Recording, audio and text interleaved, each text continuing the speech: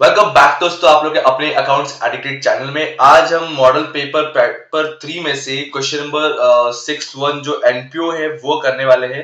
NPO के basic fundamentals हमने देख लिया, अब उसको क्वेश्चन सॉल्व कैसे करना है वो देखना है।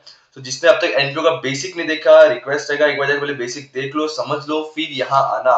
स्पेशली उसमें तो कैपिटल फंड वाला जरूर देख लेना, तो क्योंकि उसी से रिलेटेड टॉपिक है आपका, ये समय आपका।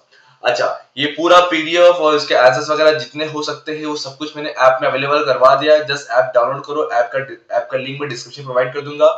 आपको वहां पे स्टडी मटेरियल के टैब में जाकर के चेक करना है। स्टडी मटेरियल के टैब में आपके स्टैंडर्ड के हिसाब से आपको आपका जो भी रिक्वायरमेंट है वो मिल जाए। इतना ही नहीं, एसपी का और शायद इकोनॉमिक का जो डिस्टेंस, जितने भी मैक्सिमम डिस्टेंस हो सकते हैं टेक्स्ट बुक में, पूरा पूरा पीडीएफ बना के वहां दिया हुआ है, तो आपके थोड़ा सा हेल्पफुल हो सकता है और कुछ नहीं।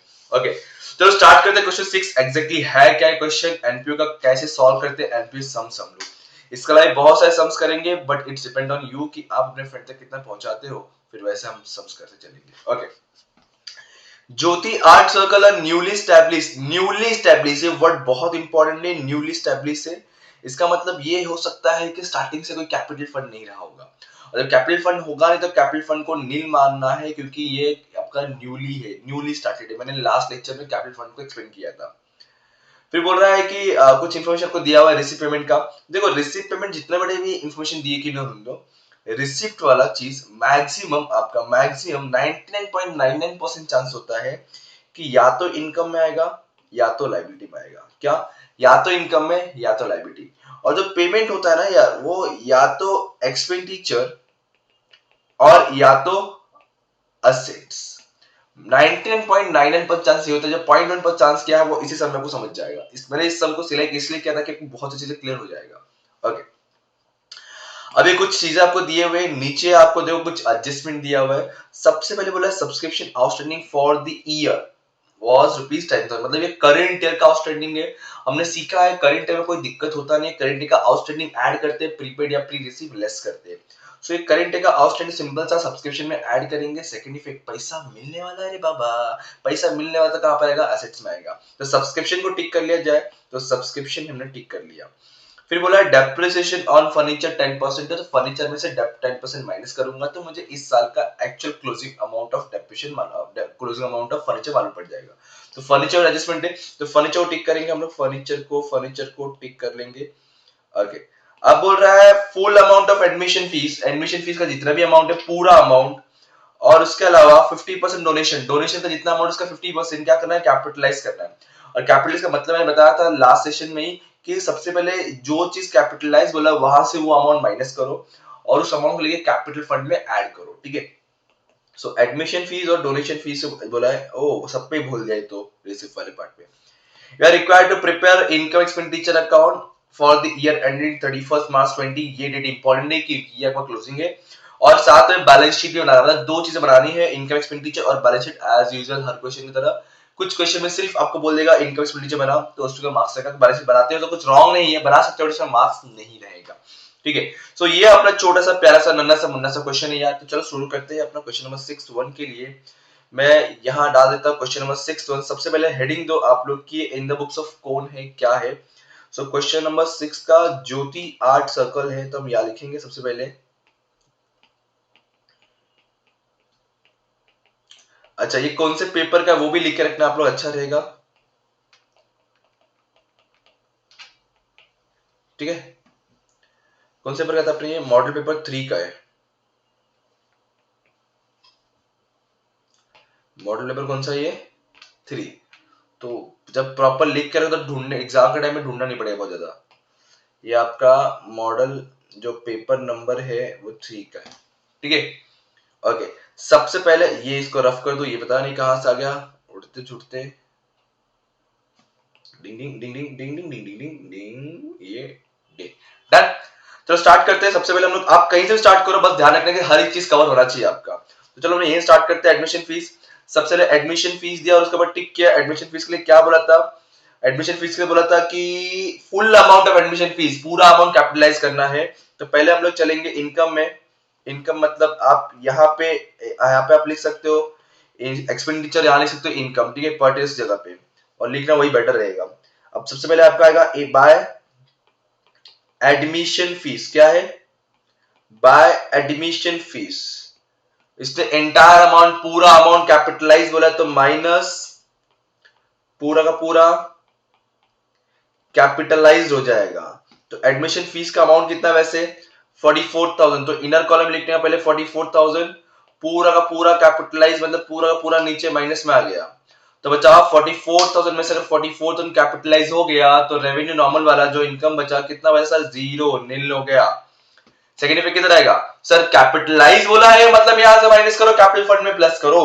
तो चले कैपिटल फंड में हम लोग देखो, कैपिटल फंड तो फिलहाल कुछ नहीं है, जब नहीं होगा तुरंत उसको ब्लैंक छोड़ो, नीचे दिखा दो कि प्लस क्या चीज का है, ये है एडमिशन फर्स्ट, एडमिशन फीस। और हमने पहले ही पूरा क्वेश्चन पढ़ लिया, कहीं पर भी कैपिटल फंड दिया नहीं है और निकालेंगे भी नहीं। क्यों नहीं निकालेंगे, क्योंकि सर ये तो न्यूली नया नया स्टार्टअप है, और नया स्टार्टअप में कैपिटल फंड क्या होता है, नील होता है। मैंने आपको नोट से बताया था, नोट जाके चेक कर लीजिएगा एक बार। ये आपका नील हो गया और ये आपका 44,000 हो जाएगा। कितना हो जाएगा 44,000। सम करने में कोई भी क्वेरी है, कोई भी डाउट है, आपके पास मेरा नंबर अवेलेबल है या डिस्क्रिप्शन मिल जाएगा आपको, वहां जाकर के नंबर ले लो, और कोई भी क्वेरी है यार कांटेक्ट कर सकते हो, व्हाट्सएप कर सकते हो, कॉल कर सकते हो, ठीक है।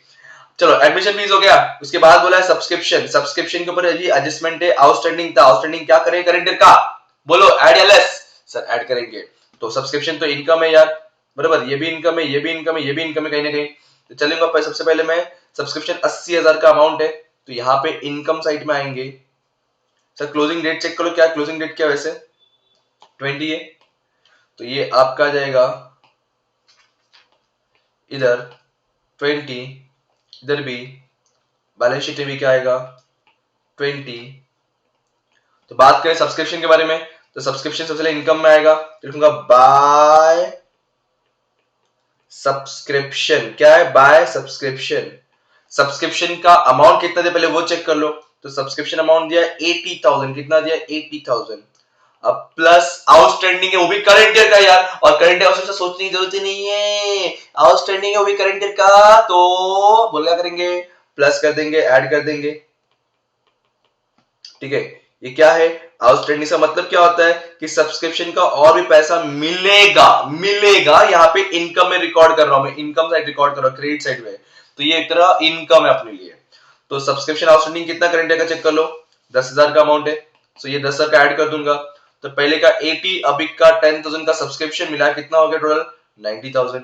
अब जरा सोचो यार, इसका सेकंड इफेक्ट कहां हो सकता है, एडजस्टमेंट है, every adjustment has to effect, कितना इफेक्ट, टू इफेक्ट, एक इफेक्ट यहाँ पे हो गया, सेकंड सर्च कहां पे आएगा, सर हमें तो सब्सक्रिप्शन का पैसा मिलने वाला है, भले हम सोचेंगे कि हमारे में आउटस्टैंडिंग मतलब आएगा लाइब्रेरी में, नहीं, एक्सपेंडिचर कोई आउटस्टैंडिंग रहा तो लाइब्रेरी में जाएगा, यहाँ पे एक इनकम है, इनकम, सो ये पैसा मिलने वाला है, इसलिए मैं इसको कहां लिखूंगा, असेट्स में लिखूंगा। क्या, आउटस्टैंडिंग सब्सक्रिप्शन कितना 10,000 का। सो चलेंगे असेट्स में, यहां हम लिखेंगे आउटस्टैंडिंग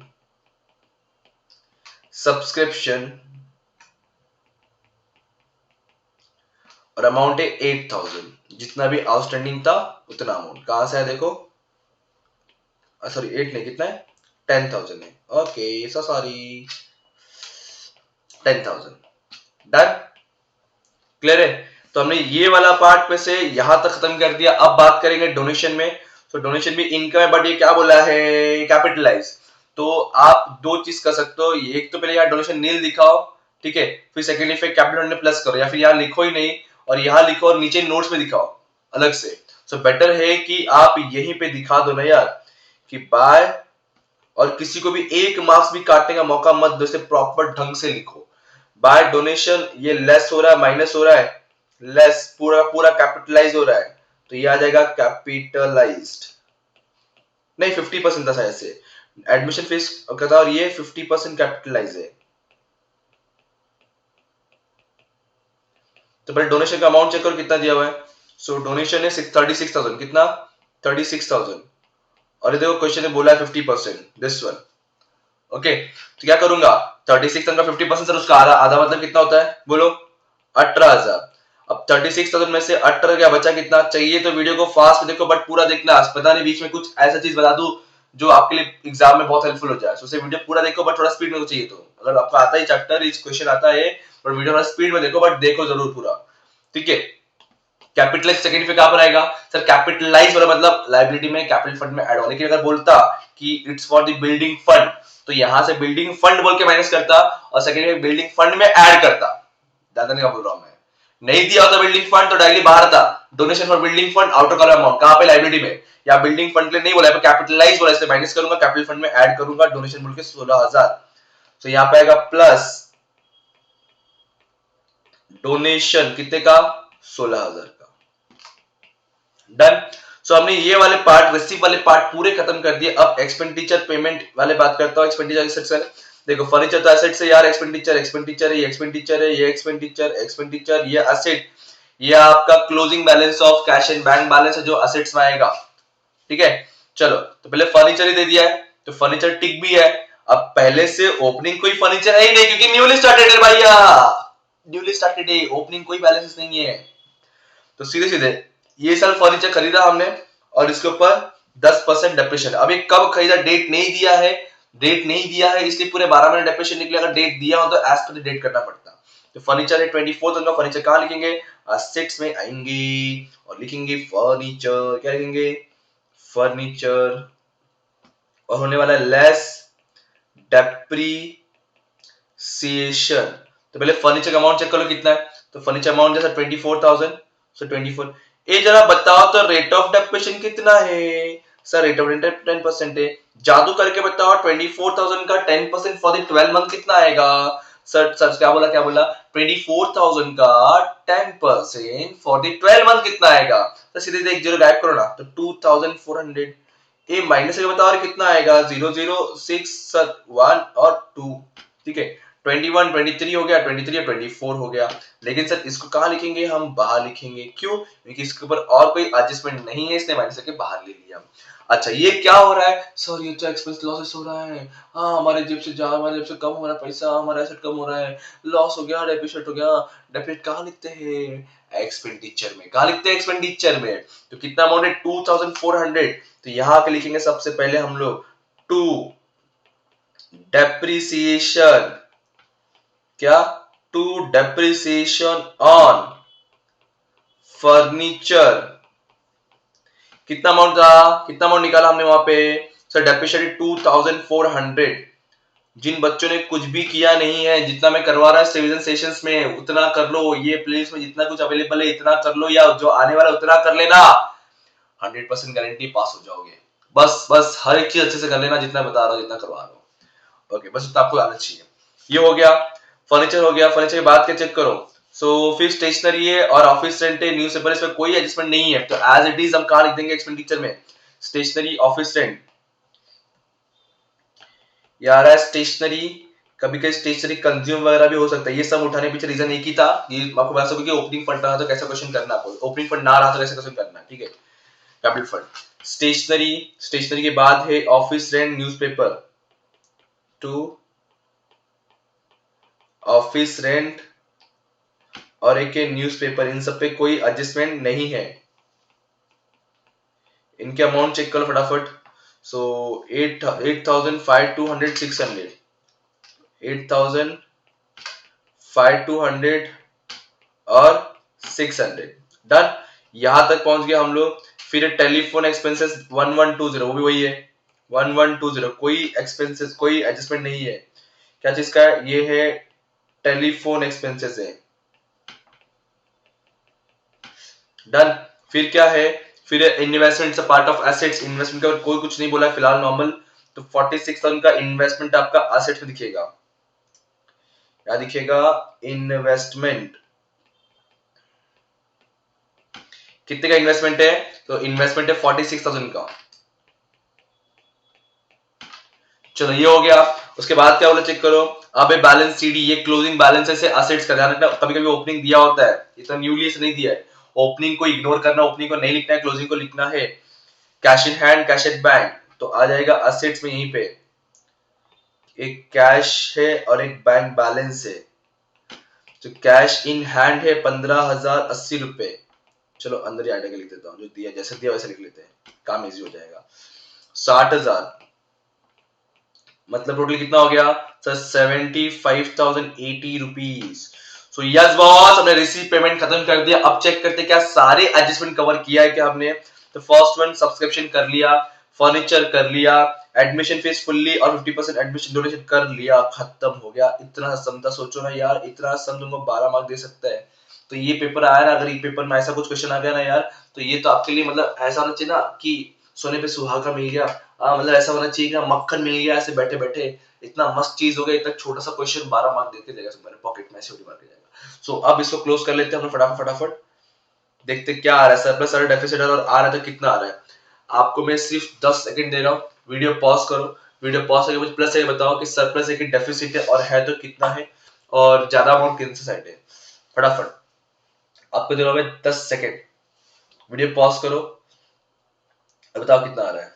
तो अगर निकालना हो, चलो जिन्होंने वीडियो पॉज करके किया रहेगा अच्छी बात, जिन्होंने नहीं किया रहेगा उनको मार खाओगे एग्जाम में। फिर क्या करोगे तुम लोग, मैं यहीं पे लिखता हूं इनकम का टोटल और एक्सपेंस का टोटल।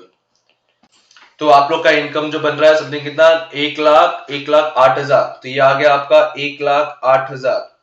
ओके, अब चेक करो डेबिट अलग एक्सपेंस कितना बन रहा है आपका। सो ये है आपका 8 to 10 10 10 15 15 15 16 16 17 17 320 समथिंग।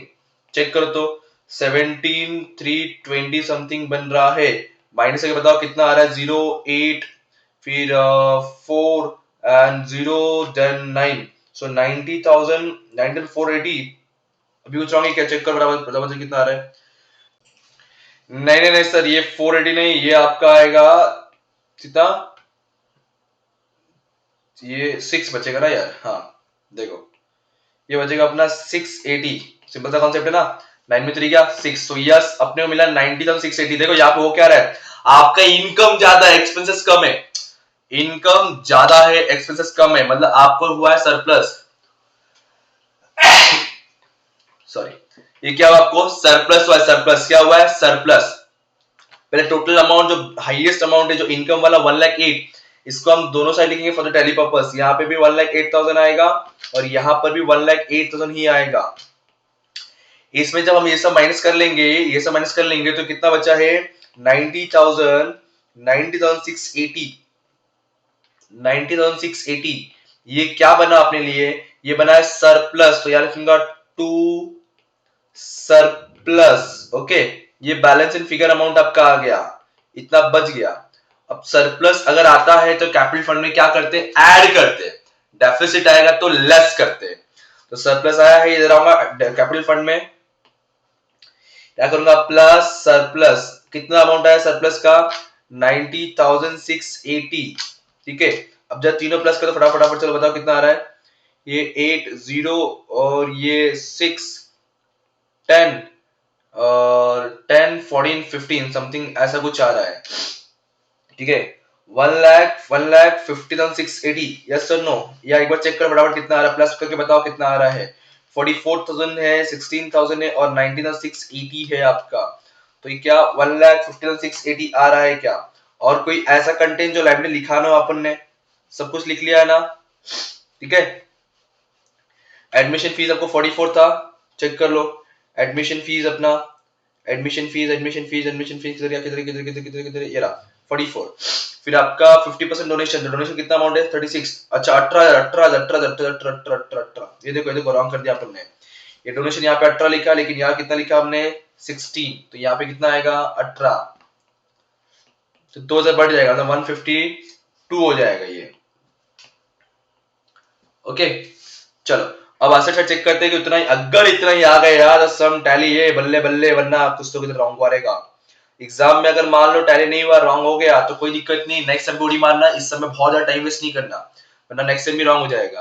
अब ये प्लस करो तो ये तो 31,600 प्लस 46 टू समथिंग कुछ 77,600 प्लस 75,080 रुपीज करके तो कितना आ रहा है। तो यस यस बॉस 152,680 मिल जाएगा। ये पूरा प्लस करने पे 1,52,680 मिल जाएगा। और इस तरीके से हमारा सम हो जाएगा टैली। क्या हो जाएगा, टैली। सो स्टूडेंट्स ऐसे कुछ सम करना है, ध्यान खाली क्या रखना है ना, आप इसमें ध्यान दिए, नहीं लागे, क्यों नहीं लागे, क्योंकि इस बार सम आपका जो न्यूली स्टार्टअप था और ये चीज करने का यार, ये चीज करने का आपको समझता है, बहुत सारी चीजें क्लियर होता है। सो एग्जाम में भी आप लोग छोटा सा पे बना सकते हो, ठीक है। सो ये क्वेश्चन 6 यहाँ पे खत्म हुआ। एनपीओ के हमने बेसिक देख लिया, एक बेसिक सम भी देख लिया, इसकी वजह से बहुत सारे सम्स कर सकते हो। मेरा रिक्वेस्ट रहेगा कि आप लोग बाकी प्रैक्टिस पेपर्स भी सॉल्व करते रहो, क्योंकि वो बहुत ज्यादा इंपॉर्टेंट रोल प्ले करता है फॉर दिस एग्जाम, ठीक है, अपकमिंग एग्जाम। तो ये रहा इनकम एक्सपेंडिचर अकाउंट और ये रहा आपका बैलेंस शीट। अब मिलेंगे न्यू वीडियो नीचे में, तब तक पढ़ते रहो, पांडा सब याद करते रहो। Thank you so much, bye bye, जय हिंद। और हाँ, अपने फ्रेंड के साथ शेयर करना भूलना नहीं इस वीडियो को।